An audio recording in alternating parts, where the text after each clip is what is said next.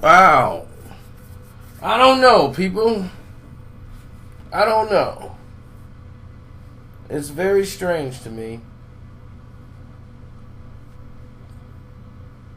what had happened and transpired.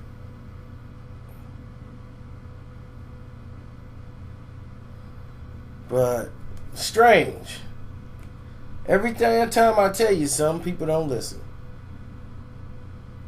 They just don't. But let me explain something to you. The guy was like, with social media now, everything gets caught on tape. Ooh, buddy. I could prove you that is wrong 1,000 times over. 1,000 times over. Listen, there have been plenty of incidents that have happened in professional sports that you have no idea went down. And the media, even if they knew, wouldn't be stupid enough to report. Okay? And a lot of the media don't know. Because these athletes damn sure ain't going to tell you. And if they gotten away with it, they're very happy it didn't get recorded on tape or anything. Now, see, if I had done this video, let's say, 3-4 years ago, I might have dropped some names. Because I didn't know any better. I might have just been saying names, just inadvertently, just free-willed, not thinking about the consequences or how it affected somebody. You know, I probably would have refrained, you know, how I did it, worded a little differently, but I would have probably dropped some names. But because of the severity of these incidents, of some of them, I couldn't. You couldn't put a name to it. And on Casino for Life, we try to give you and shine a light on the bigger subject and the issue at hand, not the name. The name is, you know, cool, but these are situations that are far out of control. Now, there was an incident in the 90s, okay, where a said player was on a NBA team that was on the road to a championship. Okay, not gonna tell you if they won it or not, but they were on the way and on the road to a championship. Now, behest to anyone. After a NBA game, people decided to relax and get real comfortable, started drinking in the locker rooms. You know, they got the NBA assistant guys back there going to the liquor store, buying liquor. So after the game, they drinking. Then it became, before the game, they took a little drink. Next thing you know, they got a full-on locker room fight over some doggone liquor money. Everybody in the doggone team, half of them was drunk. Now, the players that didn't drink eventually ratted, or was accused of ratting out the people who was getting drunk. So when the people who got drunk, and it became a big issue about them getting drunk, and they tried to come in there and talk to them about it, the people who got busted for being drunk definitely blamed the people who weren't drinking. And it took them from title contenders to out. Now,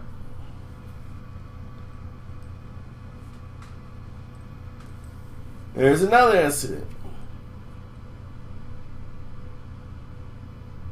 that took place.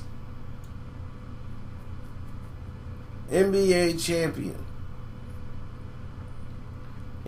championship team in the 2010s era. So recent NBA champions, right? Just won a championship, their first championship for this team, not the franchise. And once they won the first championship, people started to get a little famous. So naturally, that's going to be girls for a lot of young single men on this team. Now, there's a player on this team that is young, coming into his own, face getting seen a lot now. You know, he lives a modest life, got a condo, his brother, best friend live there, and it's like a bachelor's pad.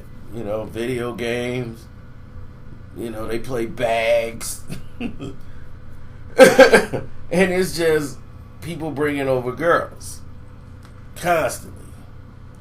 Now, there's a Filipino girl who was in the mix, and, you know, she was brought over one night with her and her friends. They did some karaoke.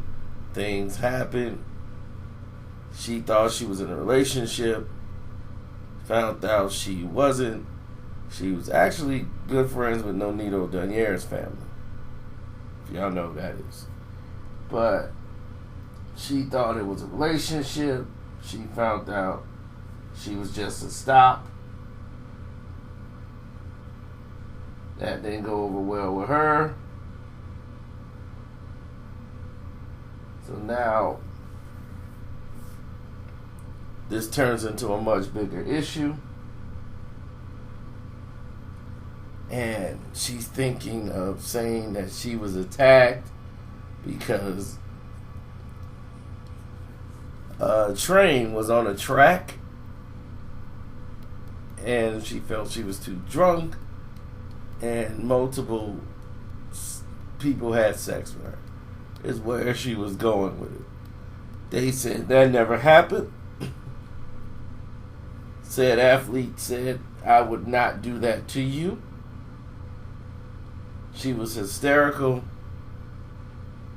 and the reason for her hystericalness and saying she should go to TMZ and all of these things here, and phone calls had to be made to certain people who came and took care of this incident real quick.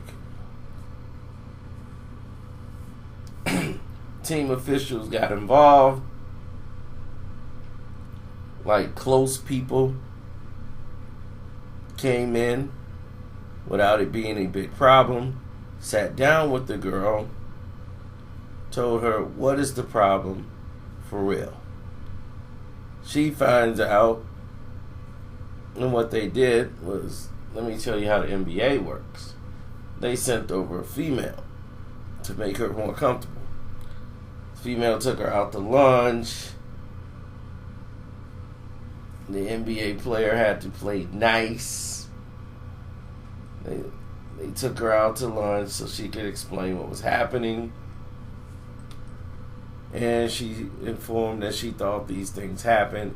The girl got to the tough points. Come to find out, he was on the social media site being linked to another woman that was from Texas or somewhere. And she was not very happy about the situation. So, with that being said, after the woman got all this information out of her and patted her on the back like she was a friend and concerned, told her, listen, you can't believe the internet, this or that. What we're going to do is, this thing is not good for either one of you. So, what we're going to do is definitely make sure you're compensated. Okay? For your inconvenience from this whole mess. Because he should have been man enough to tell you what was going on. But he would not do these things to you. They got her to agree by signing and taking this money that there was no, everything was consensual. They took care of all of these details. So this person was able to skate. It didn't affect their contract. And basically, this person should be very indebted. Situation could have gotten out of hand and much worse. So that person dodged the bullet. Now, Colorado. People are hanging out at a Denver, Colorado game. A couple of athletes, a couple of boxers. Then, one of the players on the team is having an after party at his house after the game. They lost the game. They go back to his house. It's a bunch of athletes, some actors, a lot of people drinking, Instagram girls, and dice game comes up. People bringing out cash, people bragging, and people talking what they got, what they don't got. So dice games are kicking off heavy. Big money is being waved around as people are trying to impress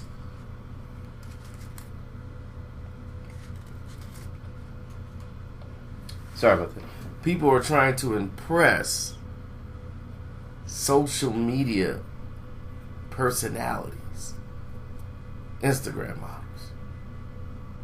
And I mean, they're working their butt off to impress them.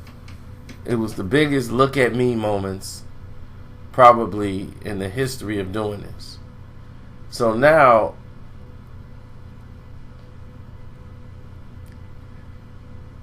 this is going on for about what? 2-3 hours? And right at the end of it, you know, one of the players had to get out because he said, man, you know, you at home, you got access to all this money. So he was like, for real? You think that's it? Just because I'm at home? You got credit here. You good for it? You got it like that, right? You're a man on your word, right? So we can bet whatever. So the bet ended up going to, all right, I'm going to get your car, you'll get my car. And a bet. So the bet goes down, the NBA player wins the car from the other athlete who's a boxer. Come to find out, he's supposed to get the car. Next time he see him, he gets the car and blah, blah, blah. So they went car for car. All of a sudden, he don't get the car. So he runs into him like, dude, you owe me a whip. He was, no, man, I got you. You know I got you, man. You ain't got to come at me like that. So he was like, all right, well, that's cool. So next thing you know, he catch him again when they in this town. It's a party that this dude's throwing. They show up, and he was like, I hate to bring it up, but he's like, did you bring it? He's like, what? My whip. I got my boy. He gonna drive it back to the crib. He gonna drive from here all the way to Colorado. So he was laughing because he thought he was joking. It was like, dog, this is my birthday party. Relax. You know, you here to enjoy yourself. We talk about that later. So after the party was over, he's like, all right, party over. You know, where my keys? You know, just give me the keys. You ain't got to clean it for me. Nothing. Just give me my whip. You owe me my whip. So the conversation went from, man, I can't believe you tripping over this. I was gonna give you the car, but now, man, you know what?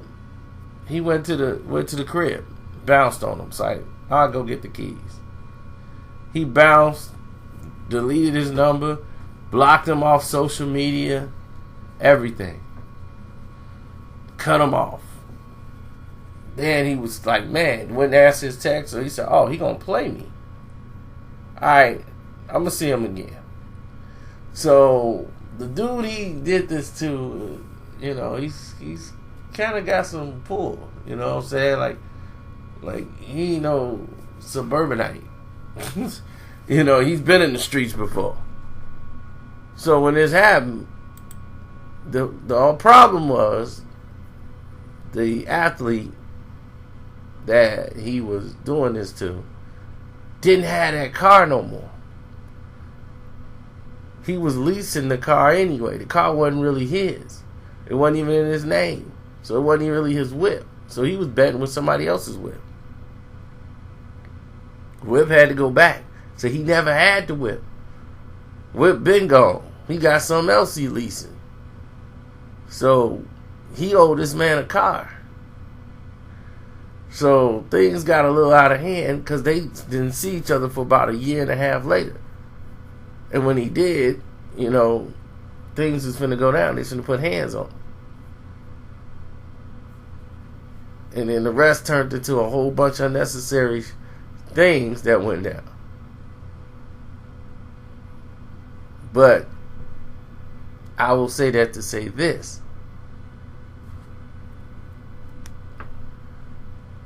After this understanding was over, the dude who pays the athlete had to come and get involved. Because things was getting hot. So he said, man, what car was it? Alright, what's the retail price? Bam. The retail price is this. The car was worth this in this year. I'm going to cut you the check. This is how much the car's worth. Let's end this. Put it to bed. It's done. So that's how they agreed to do it. And the two wouldn't deal with each other no more. So you gotta always, how should I say this? Understand your surroundings. You know what I'm saying? Understand what you're getting yourself into before you get into these situations. Feel me? But these are all true stories that you have never heard. Never heard. You ain't seen no reporters. You ain't seen any of these people report this stuff.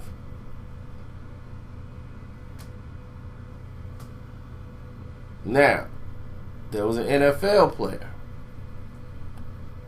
who had, they had a little white party at his house, and he invited some people over that he had did business with in the real estate market that he had from his some startup company he had.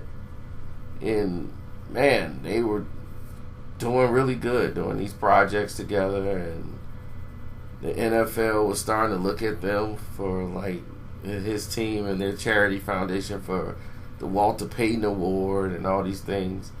Then in 2007 they had the market crash, which brought a lot of their revenue down. So he had a lot of his money vested into these projects and houses and real estate market that started to go down. So his partners thought, okay, he's the NFL guy, you know, he still got a mansion. We broke. Now we need, you know, some money. And the guy is like, look, man, I got bills that far exceed yours. Just because you see me getting an NFL check, you guys don't understand how my bills are. You know, I don't live in the hood. So if I lived in the hood, yeah, this would look like I'm making a lot of money. But where I'm at now, I'm just trying to keep the lights on. They weren't biting. So if they wasn't biting, it turned into a display of ego of, dude, we grew up together. We was homeboys. I know you soft. We starving. This dude got all this stuff in there worth something. And we about to lose our real homes that we put our head in. We got kids and everything else, and he ain't trying to help us. That's how they took it. So they decided, we been to his house. We were there for the white party.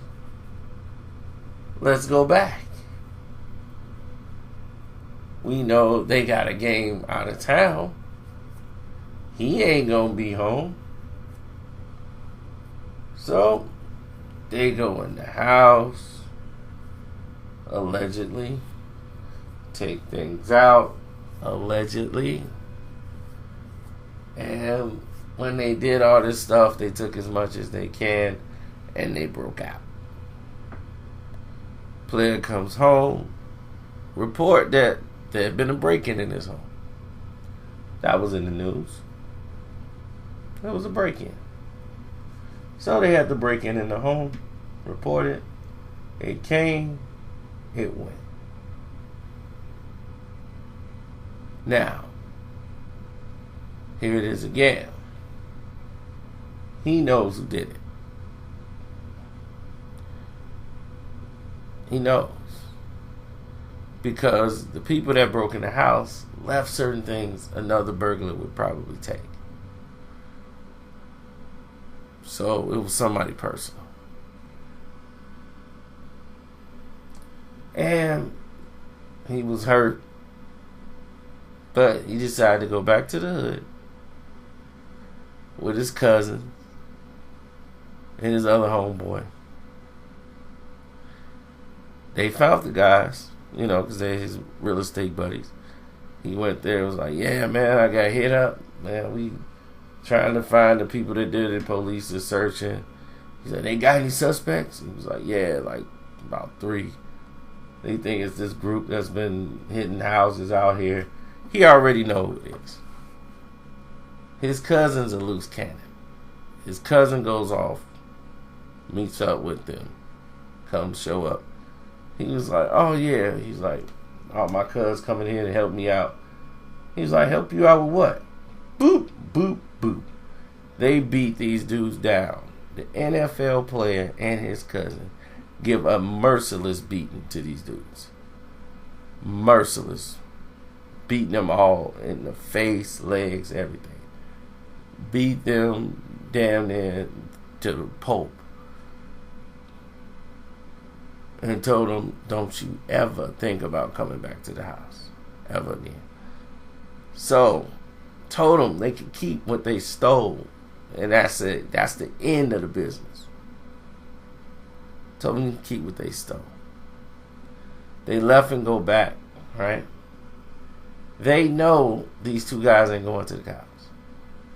These 2 guys are from the streets. But they also know so was he. He was a good guy, though. But he didn't take no mess. And told them they can come back at their own risk. If they didn't like what transpired with the beatdown. They never went to the cops. They never went back to his home. Like I said, things you never saw or heard fully. I should stop it here, but there's many more. So if we ever do a part 2, we'll continue on. And you'll learn some more about some of these stories. Some of these names you can put together. Some you might not. But it is what it is. I'm out.